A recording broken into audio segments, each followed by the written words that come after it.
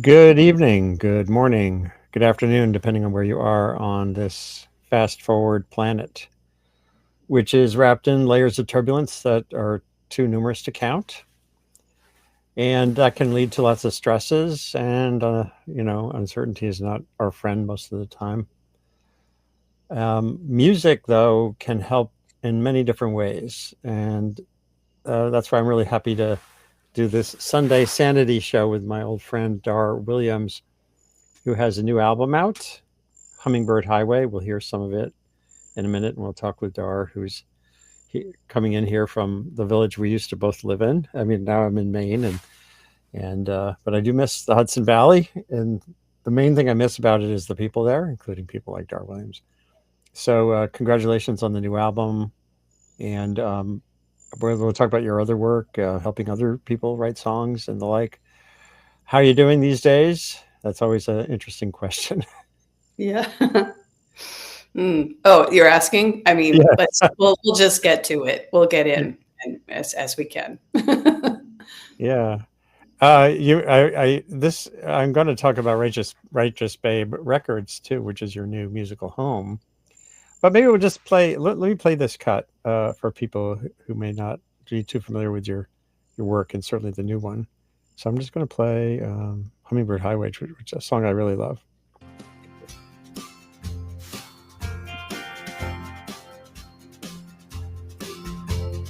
Columbines are coming up down by the gate, pouring out sugar water on a broken plate, and I've dressed up my best dolls to celebrate.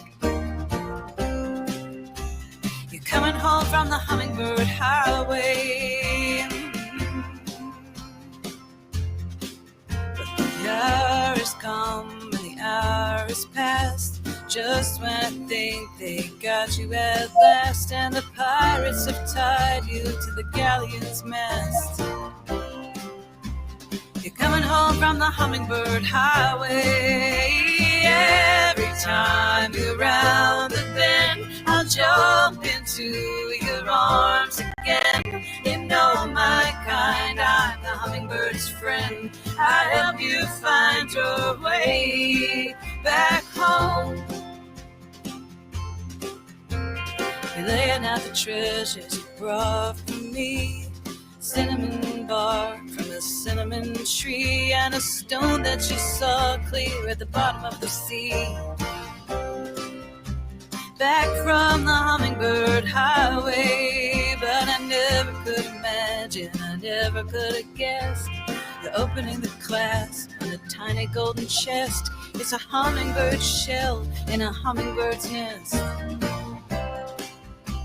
Back from the Hummingbird Highway, every time you're round the bend, I'll jump into your arms again. You know my kind, I'm the hummingbird's friend. I help you find your way.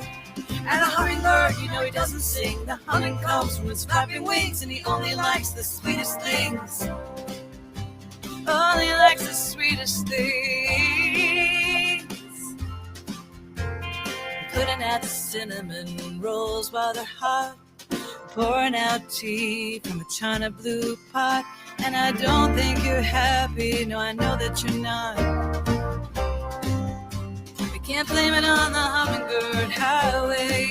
You say it's the older you feel, it's the older I get. Your highest of highs, your deepest regret, and no one ever says if you've gotten there yet. Can't blame it on the Hummingbird Highway, 'cause you know I know sometimes instead you just get lost inside your head, and sometimes can't get out of bed.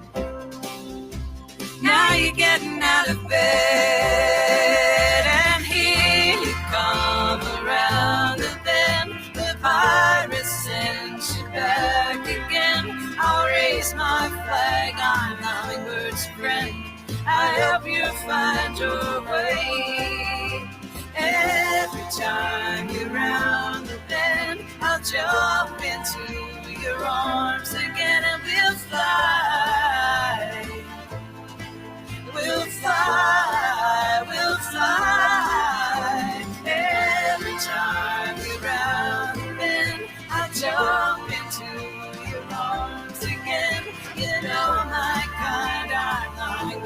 friend.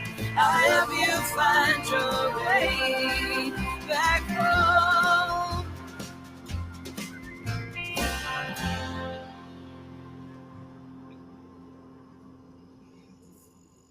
Bravo. So, tell us a little bit about the writing process. Until 2022, Hold I on. was. Let me stop that. Sorry if that's. Up there.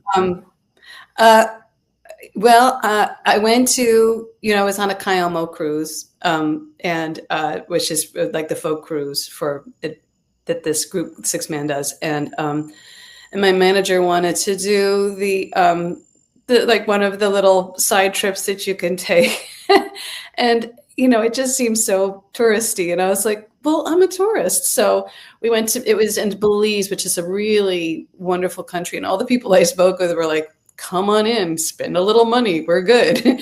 So we went down to this spice farm, and they said that the middle highway, one of the middle highways of Belize, is called the Hummingbird Highway. And I had all of these melodies and little fragments of words, kind of like a fever dream, like you wake up and you have little fragments. That's where my songs were at for the next album. But I immediately, when I heard that, sort of felt this sort of warm center, like these things being attracted to it, about the Hummingbird Highway being the touring life. It's fast, it's a little too fast, it's frenetic, it's beautiful, it's international, and also I realized, I don't know, because we were at the spice farm, and I was thinking, okay, what do I bring home from my kids?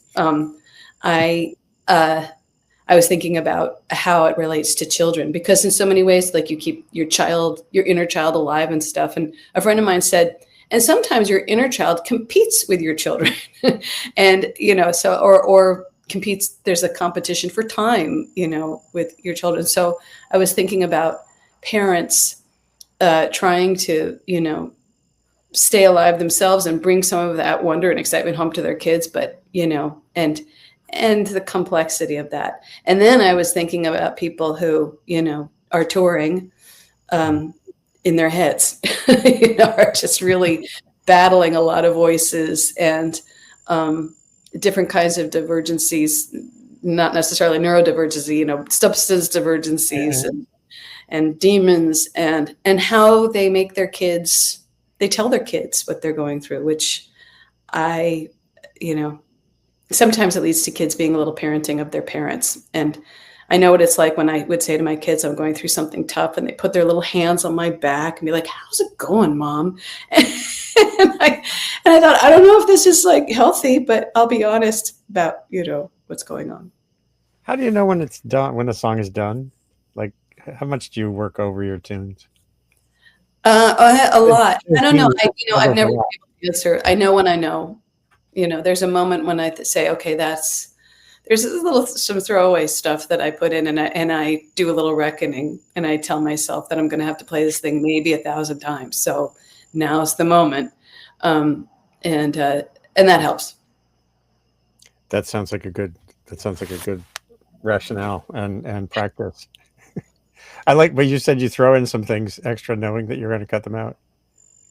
There's some lines that I think are suffice, and then I kind of go back to see if there's a refinement. We have in the songwriting retreat that I have, there's these questions that we ask, which is like, when you're writing a song, you say, like, where did I go? Where did I really go? What happened? What really happened? So, for instance, you might say, I feel so betrayed, and you're working through the song, and you're working through the plot, and you're working through the feelings of the narrator, which are thinly veiled feelings of your own. And you're like, you know what? I betrayed myself. That's what really happened. That the betrayal was that I couldn't really hold up to my own standard. And that's me. So that kind of what really happened is a very valuable question. And sort of what did I really see? Like Hummingbird Highway, I thought what really happens is that we let our children parent us and love us for our own crazy selves. And we hope that love is enough for us to come back and say, I'm sorry if you didn't feel like I was parenting you as much as I could have. That's really what, not but a lot of my friends and I deal with. Right. Yeah. I've been there with that too. So tell us more about the songwriting retreats. You've been doing these for a number of years now. And what are some other prompts or practices that you hone there that might be useful for someone to jot down? It's the I wrote a book called How to Write a Song That Matters, and I was like, okay, this book is the staying out of the. It's a guide that stays out of the way. Like it was a lot of things are about staying out of people's way. So I say, well, this is when I hit this crossroads, and this is when I didn't know what to do next. And like for instance, there's this thing I call the sentimentimeter. When I feel like I'm writing something that sounds too sweet and too sentimental and I'm embarrassed. I'm like, don't throw it out. Just look at the centimeter and, decide where you want it to be, because, writing a sweet song is great. Why not? But you can use words that dry up the song a little bit. Mm-hmm. Like I have a song with the chorus that says, you'll fly away, but take my hand until that day. So when they ask how far love goes, then the line is, when my job's done, you'll be the one who knows, you'll know what love is after that. So if I said, when day is done, you'll be the one who knows, it would have kind of stayed in that highfalutin place. And I was like, it was too sweet. And so I applied the sentimentometer. And this is something that I learned from myself, but also like the people that I was writing, they would be so upset by, how gooey their songs felt. And I would say that, and then they would realize, as I would, that they just needed to dry it up a little. That's, we came up with sort of these terminologies so that we could stay the course. So I changed, the line was, when my job's done, which is a very pedestrian word, very conversational word. I applied the centimeter. Those are the kinds of things that we arrived at. Asking these essential questions is another thing. Writing the song that we're writing is, I think, something that we've learned. People are like, I came here to write a political song because I'm really freaked out about what's going on. I'm like, but you wrote a love song, for your family, and it's kind of great. Like, maybe we don't tempt fate. Maybe we continue with what we're writing. That's been an important lesson that we offer each other. Like, I'm very much a songwriter amongst songwriters, and I think that's been helpful. And that's something I wanted to ask you too about. In fact, I've been working on a song for years that's now gelling. That's basically, it's called Life is a Band, and it's about, it's the conceit is the solo singer songwriter, in marginal audiences, clapping a little bit and looking at their devices, and some guy comes up to him after a show and says, hey, come down here. And it's here in Maine, there's this amazing place. Every Monday morning, I'll be there. Every Monday night, I'll be there tomorrow night. They have what's called a kitchen junket run by Molly Galler, who's a wonderful fiddler. And people just get together and sing songs. And it's a band, and there's something about bouncing things back and forth that isn't there for the solo singer-songwriter. Do you find, when you're writing with Michelle, when you're with Michelle Gedney or one of the Nields, or is your practice still mostly solitary, like bouncing things around with yourself and then saying it's done, or do you bounce it off of other people, that kind of thing? I'm mostly alone, although recently I was thinking I got to get back in the saddle of reaching out to people and writing with them, because I don't know, it's good tension. It's good tension to bring into one's life. And, I keep on things sort of, I have some ideas that I'm working on now, but sometimes they just kind of sputter, and bringing people in is just a good way to keep them holding you to it, and vice versa. And even the sort of no, that's not where I wanted to go, can spur some things. So yeah, we know that. But different than songwriting is just playing with other people. Yeah. And that is, singing harmony with them, being in bands with them. I mean, I've done all of the above. And it's like a language, every time in dance or music, every time I come across a language beyond words, it's like a powerful force to recognize as us mere humans, that there's just a history, a memory, and a connection that happens when we make music together. Which is, I love getting up on a stage and doing the one woman show and feeding off of the vibes from the audience. I mean, that's very real. Sure. Every audience is very different. But the music language, I mean, I'm straight ahead hippie on that one. There's nothing wrong with that. So let's talk about Righteous Babe, which is your home. I mean, you and Ani go way back in terms of being in the same kind of zone and where you played and how you approach audiences and build community. And way back in 1998, I wrote this article about her activism when this was like the early days of Righteous Babe, and she was like trying to rebuild Buffalo even while she was building a business. And talk about her a little bit and about why and how you got to Righteous Babe Records. Well, that article, by the way, Andy, my mom sent to me, and because I was in that beginning thing of sort of feeling like the best thing to do is to contextualize yourself. You're traveling all the time. Things get very frenetic. So, but and my parents are big time. My dad's the town historian. They're very involved with the history museum, the historical society, in fundraising. Their roots are all in, creating the library in our town stuff. So they were like, look at her. And I was like, I don't really have the power yet to be that person, but that's what I want to be doing. I can't. I mean, she was piling bricks into the back of, I think if I remember correctly, into the backs of trucks, just figuring out sort of just very hands-on ways to help Buffalo. And so that article was a good spur from me, because my mom's like, this person. I'm like, oh, Ani. Oh, I know all about Ani. So she and I, so we'd known each other for years. And actually what happened was we were looking for a label, and my manager mentioned Righteous Babe, and we suddenly realized that we could sort of check out Righteous Babe without talking to Ani. And I had this great administrative team that could go to her, like my people could go to her people, and it wouldn't have to be weird. I wouldn't have to go to Ani and say like, friends, but like, could I also?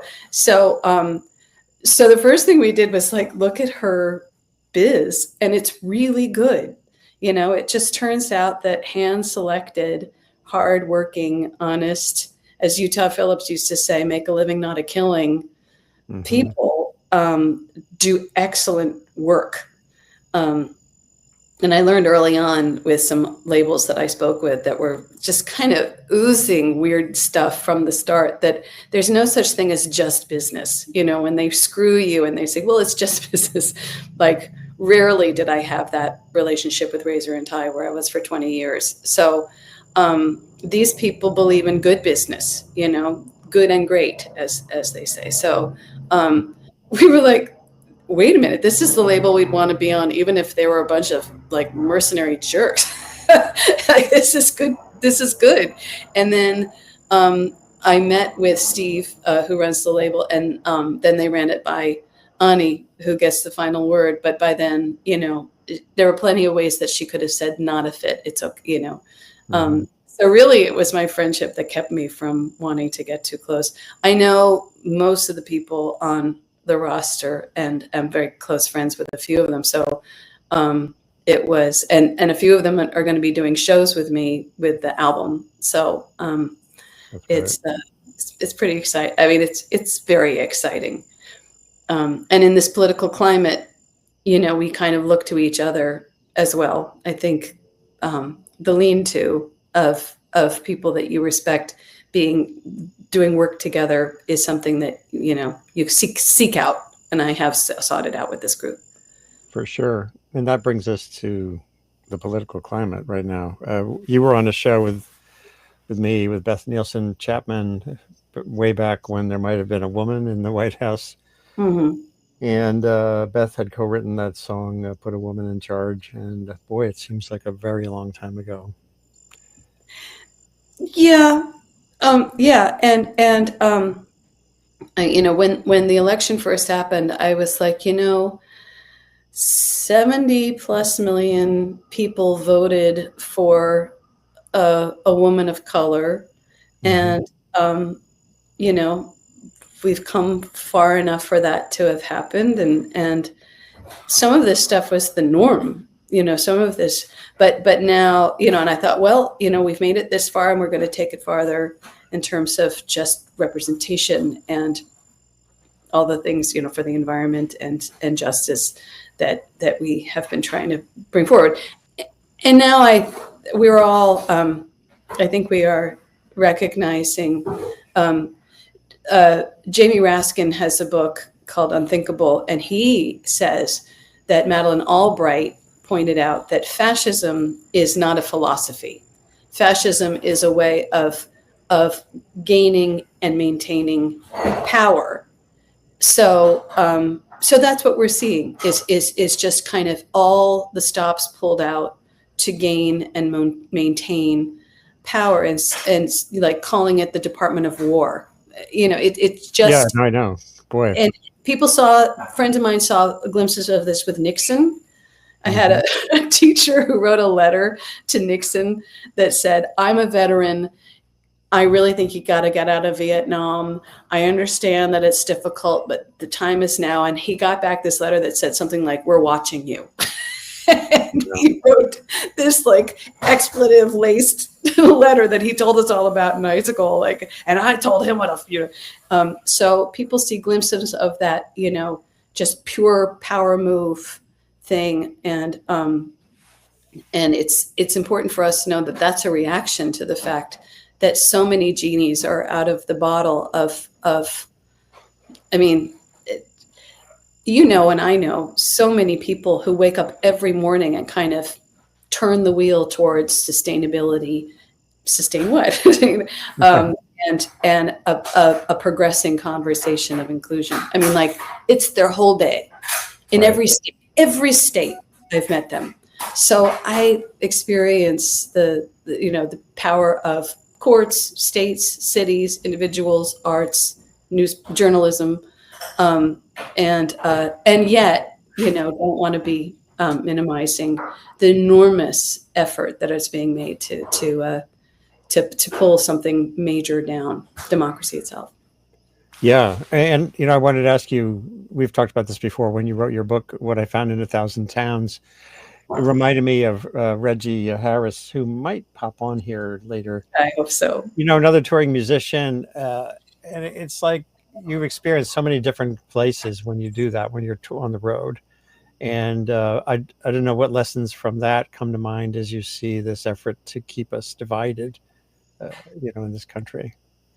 I think I have strong feelings about that, which is that, in places, there's something called social capital. And social capital is like financial capital, political capital. It's a bank account of sorts. And there's something called bonding social capital. And Robert Putnam talks a lot about this. He's a great Harvard who wrote Bowling Alone. And he says, there's bonding capital, which Dar would define as like, let's say I'm an Episcopalian in 1998 or whenever the Episcopalians were like, we're not sure how we feel about gay people and other people. But let's say I'm an Episcopalian woman and I'm sick. People from my congregation bring me chicken soup and take care of me and look out for me. That's beautiful bonding social capital within a bond that I have of a known institution. Bridging social capital is when I have roses in my garden and I'm spraying something on them to keep the aphids off. And my Orthodox Jewish neighbor with a yarmulke comes over and says, "Does that really work?" Because this is what I use. And I say, it does. It's dawn. It's for some reason it has to be dawn. And then the couple next door come over, two women, and I just see them putting their canoe on their, car on the weekends, but I kind of keep my distance because I think maybe they're gay. You know, they come over and they say, actually, there's a 7th generation soap that's just as good. But you're right. It's only those two. And then we start to talk about aphids and roses. Right. If that organically grows to the next conversation, that's called bridging social capital.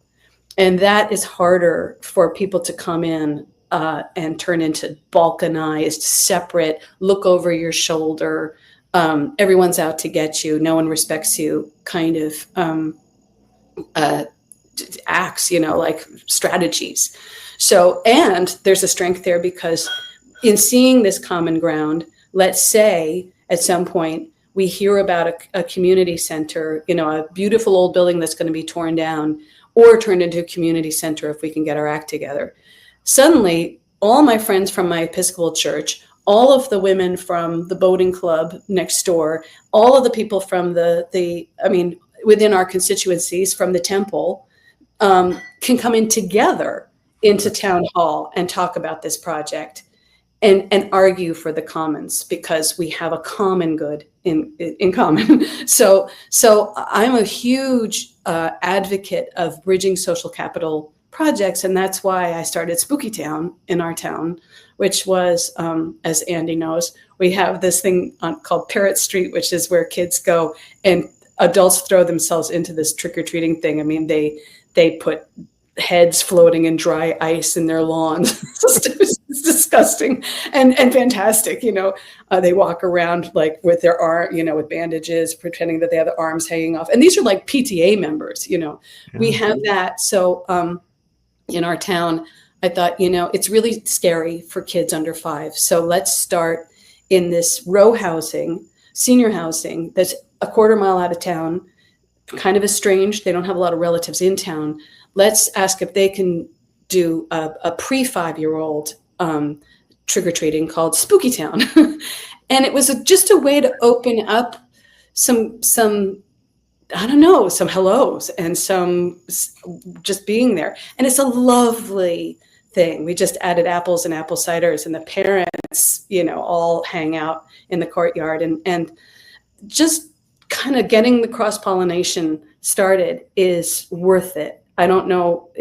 I have some relationships with people who live in the row housing now that are very interesting, but also we can come to each other with questions and resources and stuff. So as small as that sounds, bridging social capital is, I think, a strategy towards resisting the narratives. Everybody's laughing at you. Nobody takes you seriously. Culture of the aggrieved, strategies of just power mongering. Yeah, and there's so much value to that beyond in different dimensions. Resilience to hazards and disasters, and not just political ones, but geophysical ones. Right, exactly. It's maximized by the same dynamics. It sounds so simple, but knowing somebody who knows somebody, you know, Jonathan Rose told me about this thing that's called linking capital, which is just, you know, someone who knows someone. And I was talking to somebody in Nashville about an issue, and she goes, you know what? I know the mayor's caterer. I was like, get in there. Yeah, and, you know, we know our former congressman because he lived here in town, but, you know, to know someone who knows someone, I think really calms the brain. And the more we create opportunities for people to know someone who knows someone and open ourselves up that way, I think the more we clump together in profound ways. Yeah.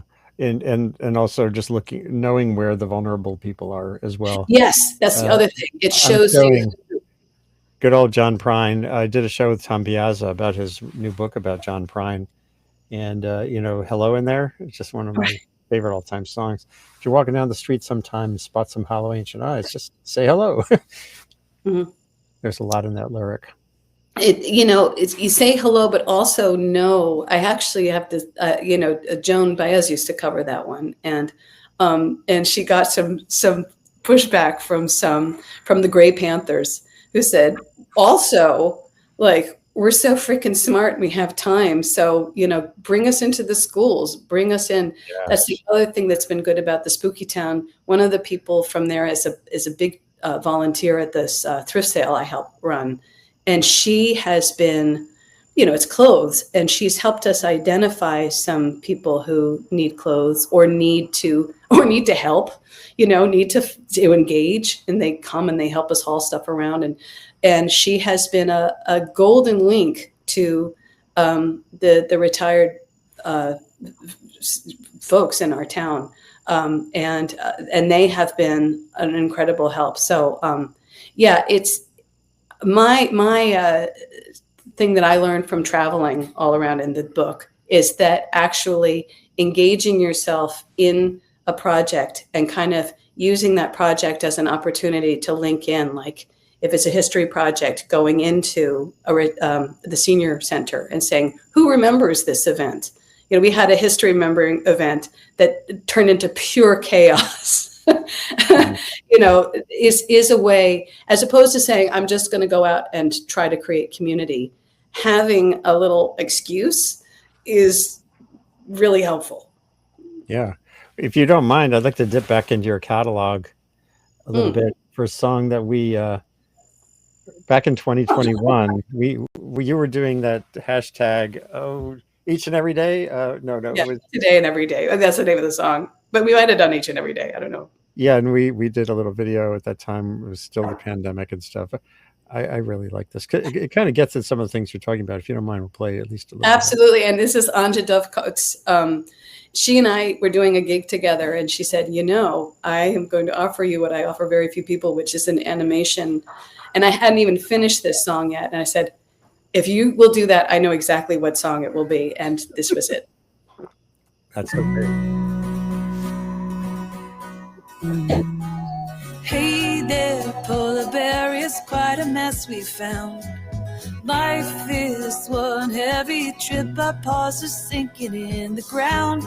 I see you out lumbering at the break of dawn. How can we survive and save the day before the day is gone? Well, I know I'm gonna find a way. I know I'm gonna light the way. 'Cause if I'm ever gonna make it, then I gotta say, I can't save the world today and every day. Young blood coming up and coming from behind. You know you've got the force to change the world, and it's your mind. Your big plans are shining like the bright rays of the sun. We can't be done when all I see is that you just begun. Well, I know you're gonna find a way. I know you're gonna light the way. So if we're ever gonna make it, then you gotta say, I can't save the world today and every day. It's just a great tune, a real anthem for that era. And thanks for doing it. That animation was awesome. Yeah, it was. I mean, it was. It's one of those things where she sent it to me. I was like, "That's great," and I think at the end it said something like, "The end," and we agreed. I don't remember that it was going to be like a new beginning at the end or something. But otherwise, I was like, "You got this," yeah, it was. I mean, it sounds so again syrupy, but I think a sense of agency is really important right now. A sense of what we can do is crucial. Yeah, and so we're back to the Hummingbird Highway album. And how do you put together a collection? I assume you have more songs than the ones you don't just write an album and then. I mean, this one there were a couple that they were really self-selected out, and they weren't quite done. I mean, they weren't. It finds its own level. Yeah, this is what. And actually, there was one that because I wanted to have 11 songs, and I thought it's just not there. So this is what we had. Do you want to talk just briefly about the mix of tunes? I love listening to it, but I don't know if you want to just sort of say, is there a flow or any of them particularly you want to dive in on? No, they were all written, over a few years, as opposed to, because I was working on other projects, so it's a little bit more eclectic, and I've been more over the mental map than maybe in some other records, like Mortal City was very much a splat on reaction to touring and all of these cities reminding me of people and people reminding me of cities. And so it's a huge theme. And End of the Summer is very much about sort of authority and kind of my head on with corporate authority, like a kind of a wall that you hit. But this one was more wide ranging, like a hummingbird. And Yeah. but it's really interesting, Andy, is that one thing that I did during the pandemic, and I talked about, is like, I didn't write that much. I cooked. I got to be a better cook. I really cleaned my house from top to bottom. And the truth is, I kind of cleaned this house from top to bottom. But I also just like really spent a lot of time looking at birds. And sure enough, there's Hummingbird Highway. There's a song called "What Bird Did You See?" Maryland has a birds in it. There's birds in every song almost. There's just a mention, and maybe that's in all my songs, but that seems to be the only theme. I guess I haven't figured out sort of. I was thinking of calling it Civilization, and I told my manager Patty that, and she just paused, and then she said, "Is that a joke?" And she said, the name of the album is Hummingbird Highway. Like, what's Civilization? Like a bunch of pictures of squares and blocks. I was like, well, I thought so. The Joy Division t-shirt's really cool. And she's like, oh, dar. So, but in a way, it's the songs are united sort of by my take on how we, jump into being civilized. Like we got to give ourselves credit. I mean, it takes a lot of doing, but we, meet in the square, we meet in the commons and figure stuff out. And so Maryland is Jamie Raskin, the congressman who I discussed, he called and said, they're retiring the main state song. Let's write another one. So Wow. he sent me a scroll, Cal Ripken, Billie Holiday, everything about Maryland. The precedent for marriage equality, and said, okay, let's get to work. It's going to be long, but it's going to be great. And I was like, I couldn't do it. And then seeing how he worked so hard with, the impeachment hearings and everything else, his strength, comes from Maryland. And I realized that this would be a Jamie song as a son of Maryland. And people who've met him from very different political backgrounds. I met some people in Canada who were like, we met him. We love him. I mean, we hate him, but we love him. Like his passion for democracy and for the, what it could be comes from being with his parents in Strom Thurmond, literally in the 60s and 70s. And his passion comes from Rachel Carson, who, fought, Silent Spring was fought with amidst much controversy and ridicule. So he's like, oh yeah, that, when you're from Maryland, you expect all that. You just keep on going forward. So, songs like that are all over the album. Well, let me play a little bit of it, at least. Here it's queued up.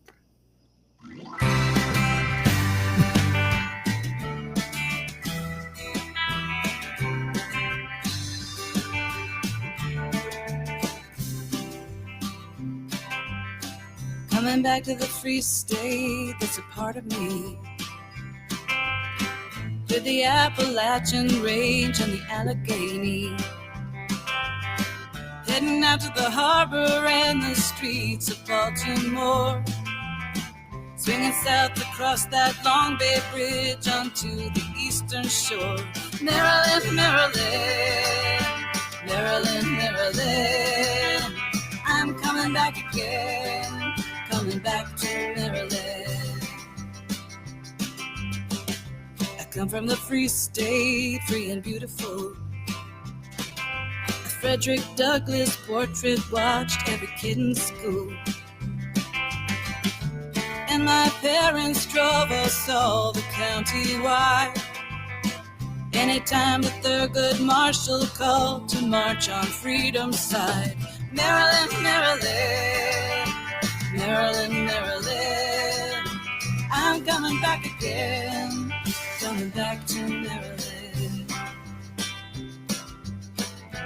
In the roaring wind that sped the tall ships to the fight, in the hum of the midnight rail whose riders kept the flame inside, as Rachel Carson lives in every songbird's call. Maryland was where I dreamed I'd be a force of good for all. Maryland, Maryland, Maryland, Maryland, I became the congressman for the 8th in Maryland. And so I learned quickly what they had in store. Every job I said I'd take, they would give me more. When I asked Elijah Cummings how I'd see it through, he said there's always time to do the work you're supposed to do. Maryland, Maryland, he's from Maryland. Rest in power, my friend, from the state of Maryland. But now Frederick Douglass calls to Harriet Tubman. Gotta raise the lantern for the conscience of our government. We know the backwards clock, we've learned to read the signs. From every bloody tug of war out on the Mason-Dixon line. Maryland, Maryland, lead the way again. Maryland, Maryland. 'Cause when you come from Maryland, you proud to be an American. I'm from Maryland. I'm from Maryland.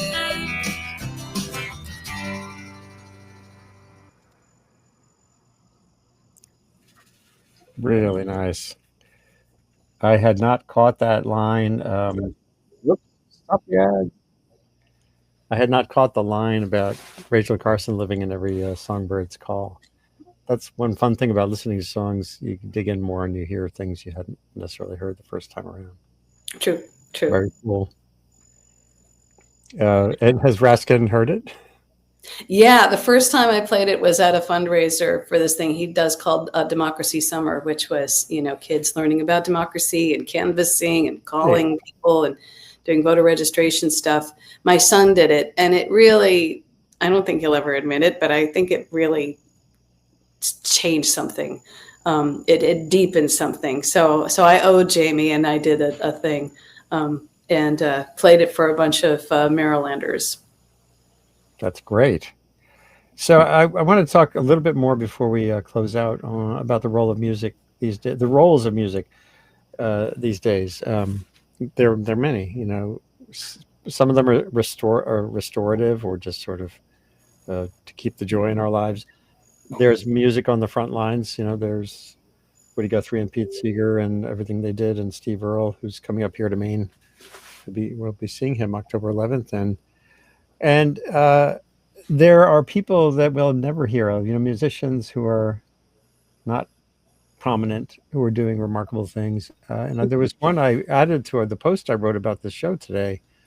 It's a woman in the Chicago area named Jocelyn Walsh, who has been going to the protests at that ICE detention facility outside Chicago in Broadview, Illinois. And I just want to show and talk about her briefly and just kind of honor her, her approach to this issue. Just have to, there's no producer here, as you know, just me. You're doing great. You always do great with this stuff. Oh my God. Anyway, I'll try. Pressure's on, sorry. Yeah, so here we go. So she works in tech. and she's 31. And Friday, this was her at the protests there, and I'm just going to play this. Hopefully, I think you should be able to hear the sound.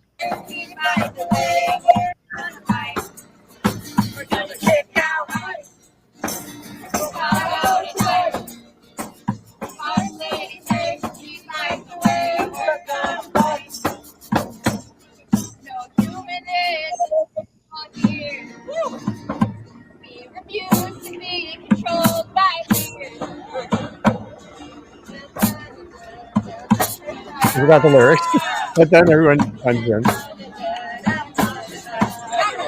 So that was this joyous moment on Friday. Saturday, yesterday, there was fresh tear gas and the intensification of the crackdown by the ICE agents on these protesters. And this guy, who's best known for being in this picture that's been widely circulated, he's a veteran, Curtis Evans, a Marine veteran. He took that video of her. He posted on Facebook today. Saturday, the protests intensified, and a projectile, one of those rubber pepper spray bullets, went through her Taylor guitar and wrecked her guitar. So there's sort of frontline music, and it reminded me of course, of Woody Guthrie's guitar. Right.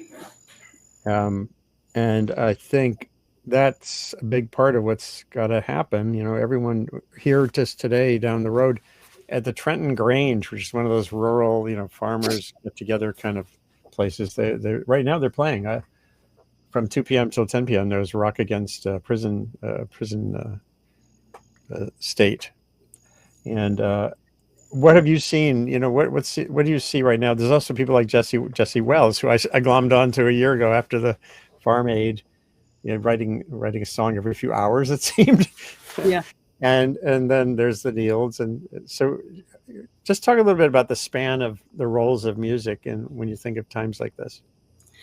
Well, it's I think a lot. I taught a course about music history and music movements, right.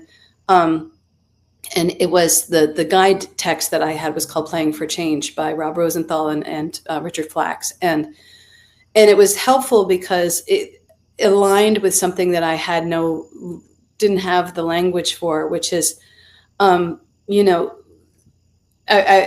was thinking of writing a book sort of that was a distillation of the course, and the beginning of the book was going to say, in the beginning, Bob Dylan descended from the heavens and sang the songs that created a movement.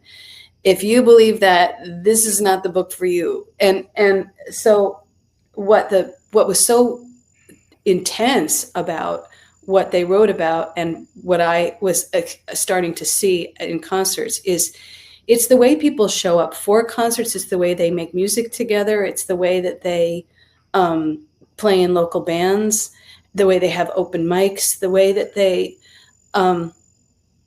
that is a real social force that, if there's a protest at an ICE detention center, and, I encourage us to go right there and say, we are witnessing this. You are not on the right side of history.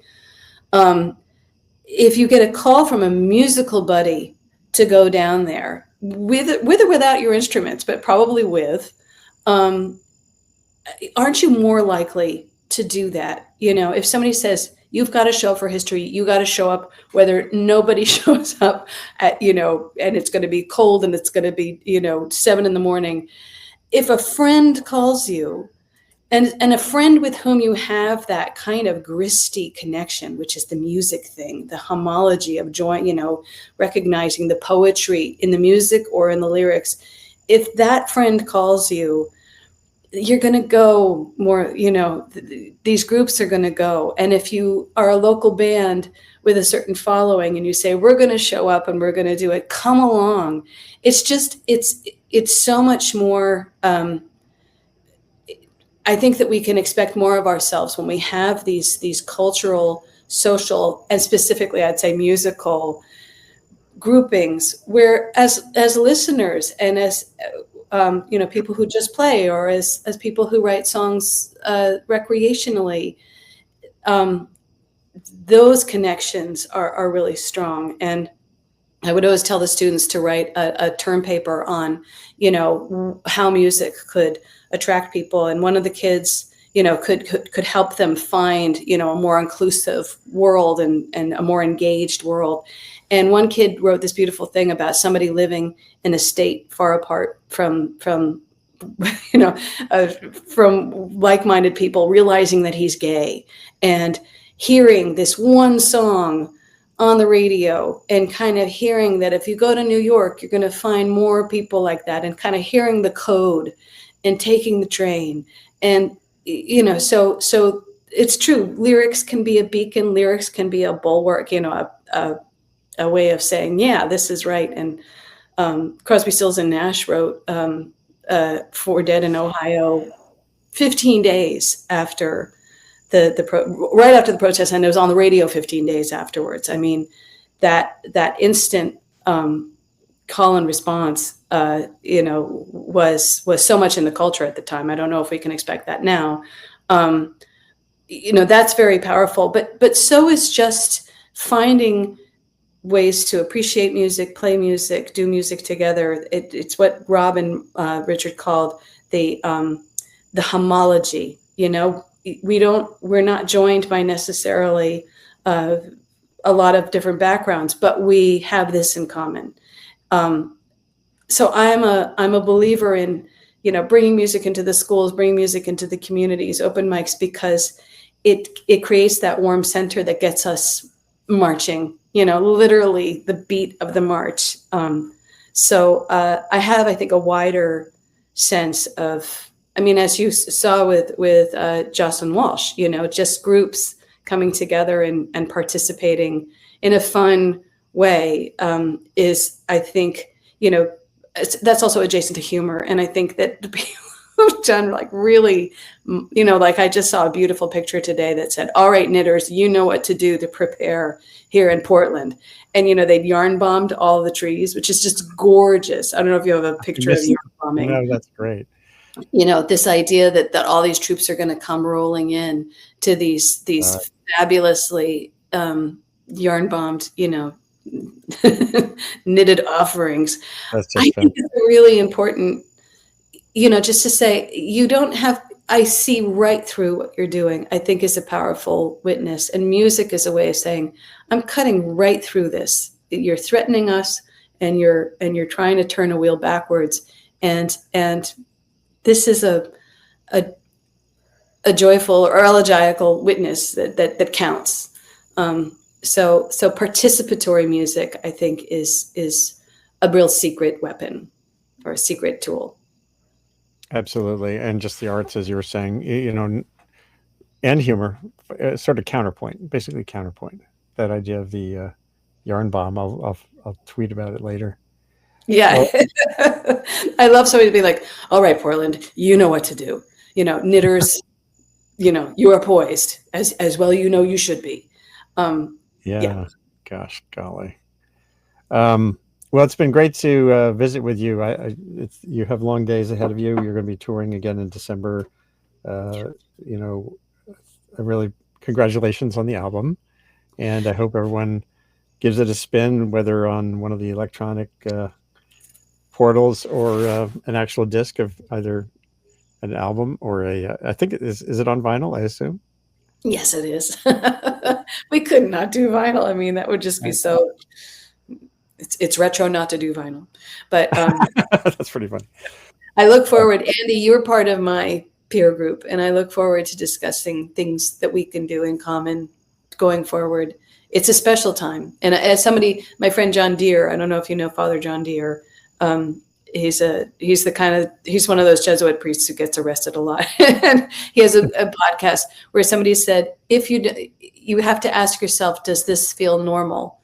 And then you ask yourself what you feel you need to do in response to whether this time in history requires something different from you or the same. And I think I ask myself that every day. In some ways, I just want to persist. And you're part of my group. So we will continue to dream and imagine together. You're a great brain on this one. Well, that's one thing we all have to do is convene and imagine and not give in to the sense of inevitability and doom that they're trying to troll us with. Yeah, or being peddled.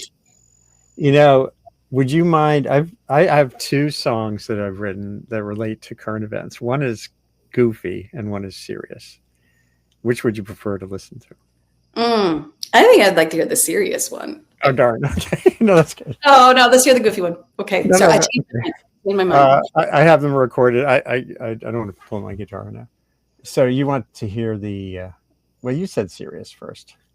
Well, I want to hear your take. And a song is a crystallized thing. Yeah. Okay. Well, here's "Save Dreams for Sleeping," which is kind of the serious one. Let me hold on one second.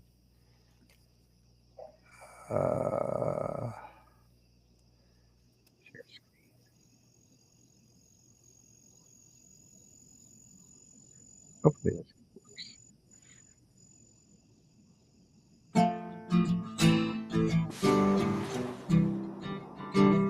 We all hold a dream somewhere deep in our minds, where everything's fair and everyone's kind. Flowers all blooming, no smoke in the skies, no wars in the headlines, no tears in your eyes. But save dreams for sleeping, it's time to get real. Hard workers are suffering while billionaires steal. Young women in trouble can't find caring hands. House builders born elsewhere get bundled in vans. I'm not saying it's easy, all good things take time. Those trying to divide us are good at their crimes. But if we stop dreaming, dive into the fray, a more perfect union is coming our way. I'm not saying it's easy, all good things take time. Those trying to divide us are good at their crimes. But if we stop dreaming, dive into the fray, a more perfect union is coming. A more perfect union is coming.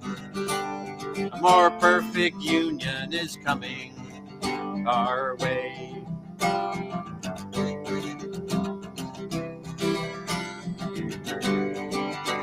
Our country needs mending, but how to begin?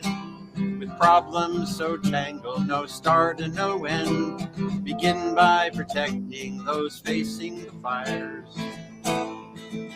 Reach out by connecting through common desires. One step at a time, the trust you create will carry us further than yelling and hate. One stitch at a time, the fabric you weave will grow ever stronger than you can believe. So save dreams for sleeping, it's time to get real. Hard workers are suffering while billionaires steal. Young women in trouble can't find caring hands. House builders born elsewhere get bundled in vans. I'm not saying it's easy, all good things take time. Those trying to divide us are good at their crimes. But if we stop dreaming, dive into the fray, a more perfect union is coming.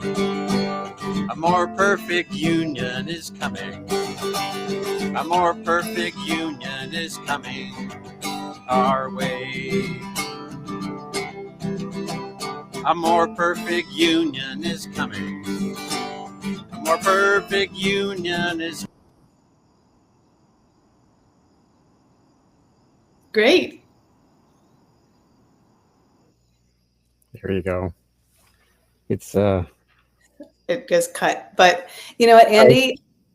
I will tell you, when I do this songwriting retreats, I say, I don't want to concentrate too much on the audiences, but there is something that I've noticed that audiences are looking for with songs with lyrics. One is, did you really go there? You know, if it's just a beautifully observed thing, even if it's sad and there's no solution, is it, you know, did you really go there? Did you put yourself really in the shoes of that narrator, and beautifully observe? Another thing audiences are saying is like, okay, you really went there. What did you bring back for us? And that's a beautiful example of a song that brings something back for us, just to reassure and say they're good at their crimes. I'm not saying it's easy, because they are good at this. I think it's some medicine for us. You know, we're up against something that's very sophisticated, and some of the things that so now I'm blanking, but you know, you give us some, like, even one step at a time. If we can give each other some tools and encouragement, there's a lot of circular firing range within our shared political party, where there's a lot of blame and why didn't you and why don't you, and you know, it's really helpful when we encourage each other and give each other little tools and little encouragements and one day at a time things, as well as the solidarity that lets us do bigger things. There's a big system of big late stage capitalism. It's a narrative that we are swimming in upstream against, in terms of how violent it's become. So you brought us back some encouragement and some little tools. I think sharing little seeds, little tools is a very important thing we can do for each other. And then people will tell us we're not doing enough. And the people who tell me that I'm not doing enough, we're not doing the right thing. At the group page, their Facebook's pages, I'm like, you're doing nothing. I'm like, oh, I see, what you're doing is telling me to do something. No, I got to chill out today, and tomorrow I'm going to act, and then I'm going to chill out. Like, I got to figure out the biorhythm and figure out how to be an encouraging presence forward tomorrow. So thank you for that. Beautiful. Well, thank you for visiting 1,000 towns and writing hundreds of songs and helping to spur other people to be songwriters and all the other stuff you're doing, including Spooky Town. Thanks, Sandy. Nice to see you. At all those dimensions, all those levels. Dar Williams, thanks for coming on this enterprise, this journey again. Sustain what? This is Andy Revkin with Dar Williams. Find her album and go to darwilliams.com and learn lots more. Go to Righteous Babe Records and learn lots more. And have a good night wherever you are, and or good morning, depending on where you are. Share this on whatever platform you've found it, and onward we go. Thanks, Dar. Take well. See you soon. Be well. Bye-bye. Bye.